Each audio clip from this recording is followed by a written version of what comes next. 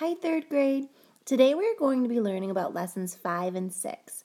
In lesson 5, we're going to partition a whole into equal parts and to define the equal parts to identify the unit fraction numerically. In lesson 6, we're going to build non-unit fractions less than one whole from unit fractions. It sounds a lot harder than it really is. You guys are going to do fantastic. Are you ready? All right, here we go. So in today's lesson, we're going to learn how to write a fraction and say a fraction, both in fraction form and unit form. This is an example, 1/8 of a fraction form.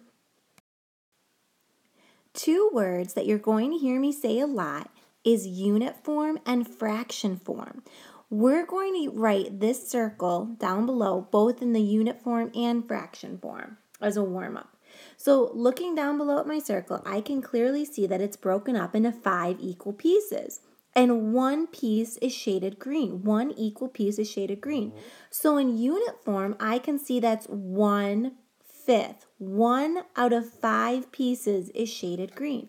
So in unit form, I would write 1/5 in unit form. In fraction form, I would write it 1/5. 1 piece out of 5 is shaded green. Now, because I wrote it in fraction form, I also now know that this is called a unit fraction. What makes this a unit fraction is my numerator is 1. Whenever the numerator is 1, it's called a unit fraction. And we're going to be working with unit fractions and non-unit fractions as this lesson continues. Looking at this picture on this page, I know that it's a circle. But if I were to take my circle and if I were to partition it in half, right down the middle, I know that the name of each unit is 1/2. I know that this is 1/2 and this is 1/2. Now, what would happen if I were to shade one side of this? Just like that.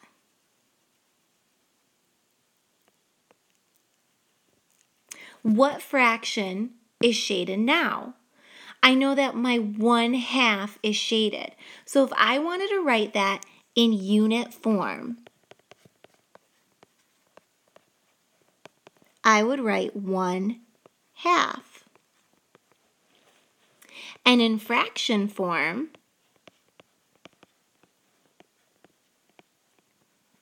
it would just be 1/2. You're basically saying the same thing, but one is written out with words and the other one is in fraction form. I also know that 1/2 is going to be considered a unit fraction because my numerator or my top number is 1. So it's considered a unit fraction. Looking at this shape, I can clearly see it's a square. And this time, I'm going to break my square up into thirds. So I'm going to draw 2 lines to break it up into 3 equal parts. And I know that the name of each unit would be 1/3. I know that this is 1/3, and this is 1/3, and this is 1/3. And this time, I'm going to shade, just like I did before, I'm going to shade 1 unit. So that I know that if I were to write this in unit form, I would say 1/3. And I think of unit form as that has to include the word form with the number as well. And then if I wanted to write it in fraction form, it would be 1/3. And again, this would be considered a unit fraction because my numerator is 1, or my top number is 1. So those are just 2 examples that we did. We're now going to use what we just learned and apply it to our problem set. So let's go ahead and take a look at the first one, 1A. And remember, you can stop and pause this video anytime to help catch up on your notes.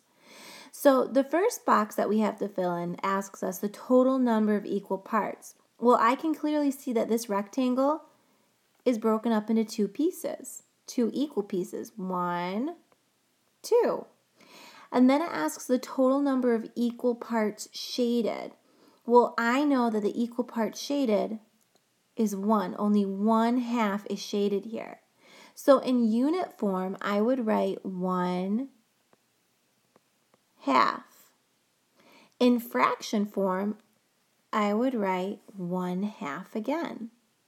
Let's go ahead and look at C, the square. I can see that the total number of equal parts is 4. Out of those 4 parts, the total number of equal parts shaded is only 1. So therefore, in unit form, this is 1/4 because it's broken up into fourths. And in fraction form, I would write 1/4. I want you to pause the video right here, and I want you to complete B, D, E, and F, and I'll be around to check your work. All right? Good luck. Go ahead and pause.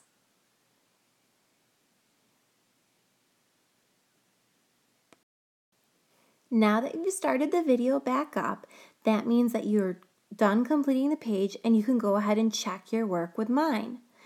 Again, as you're checking your work, please keep in mind that these are all considered unit fractions. They're unit fractions because the numerator or the top number is 1. If you have any of them wrong, please correct them in your problem set or raise your hand so I can come over and help you. I want to show you another picture. This time, I have a whole, and it's partitioned into units thirds. I know that this would be 1/3, 1/3, and 1/3 because there's 3 equal pieces here. And when I look over at my next picture, I see that 1/3 is shaded. So in fraction form, I would write 1/3 is shaded, or unit form 1/3. And this is considered unit fractions because my numerator or my top number is 1. But what if I were to erase and show you a different picture this time? Just like that. What's different about this picture right now? How many units are shaded this time? I can clearly see that I have 2 units that are now shaded, 1, 2. So if I wanted to write this in fraction form, I wouldn't write 1/3 anymore. I would write 2/3 in fraction form. 2 out of 3 pieces are shaded. And in unit form, I would write 2/3.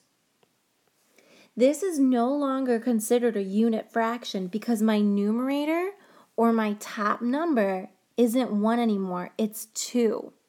They're only considered unit fractions when my numerator is 1. 2/3 is not a unit fraction.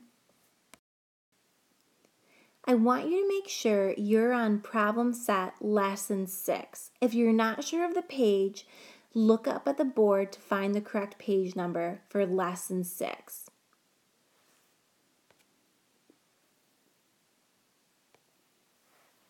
The directions read, complete the number sentence, estimate to partition each strip equally, write the unit fraction inside each unit, and shade the answer. Sometimes I feel like they make the directions so much harder than they have to be. So I need to focus on completing the number sentence. And then I need to estimate or partition. Partition means to cut them up, each strip equally. Write the unit fraction inside each unit and shade the answer. So let's look at the example. They're saying that 2/3 in unit form is 2/3 in fraction form. So they took their fraction strip and they broke it up into thirds. 1/3, 1/3, 1/3, 3 different pieces. And they shaded in 2/3. You are showing this over here in your fraction strip. So let's look at A, the first one, and let's do that together. It says 3/4. So I know that in fraction form, I would write 3/4. My denominator, 4, tells me how many pieces I have to break this up into. So I'm going to break it up into 4 equal pieces.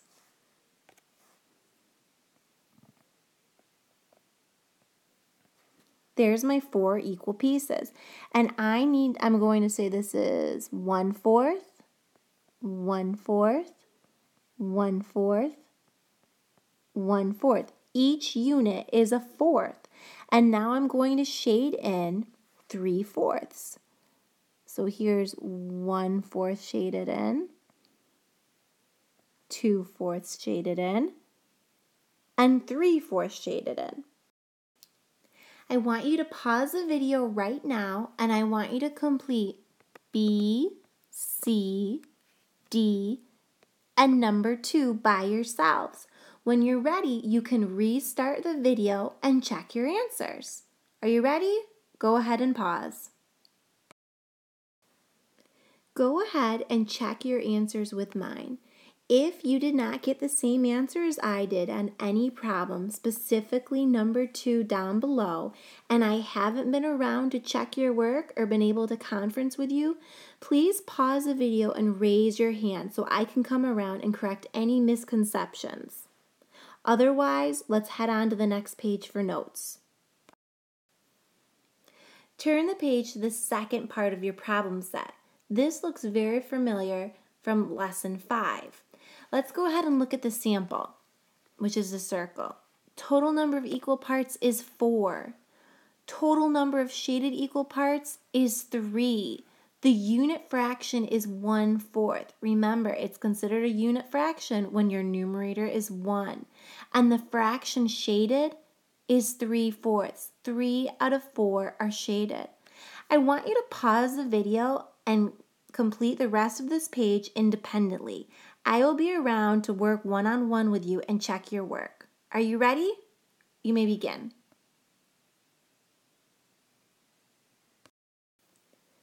Go ahead and check your work with mine. Feel free to pause the video if you need to check the answers more slowly. In lesson 5 and 6, you learned how to create unit fractions, how to write them in unit form and fraction form, and also how to create non-unit fractions and discuss the difference between the non-unit fractions and the unit fractions. Remember, unit fractions always have the numerator 1, and we can build non-unit fractions from those unit fractions. Now that the video is over, you're going to turn your attention up to the board and complete the next step. Good luck!